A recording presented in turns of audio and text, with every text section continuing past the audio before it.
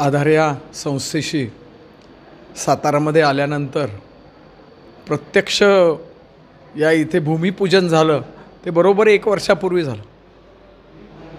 रामनवमीच दिवस होता तो अजून दिवस आठवतोय.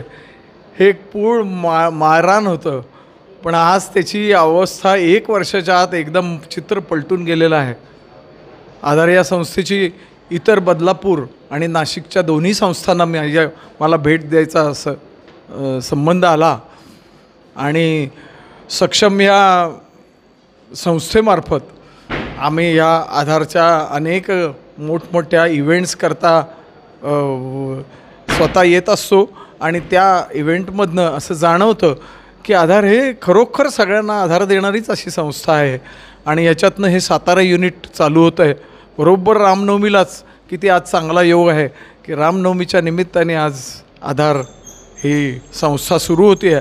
या सगळ्या आधारच्या पुढच्या वाटचालीस मी शुभेच्छा देतो आणि ह्यापूर्वी जे आत्तापर्यंत जे कार्य झालं ज्याच्यामध्ये सक्षमचा मोठ्या रीतीनं सहभाग होता की इथल्या पहिला उद्घाटनाचा कार्यक्रम आणि आज प्रत्यक्ष सुरू होण्याचे हा युनिट सुरू होण्याच्या वेळेला आम्हाला यायचं भाग्य मिळालं.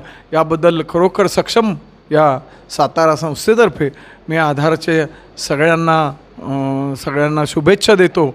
आणखीन आम्ही तुमच्याबरोबर आहोत असं आश्वासन देतो. धन्यवाद.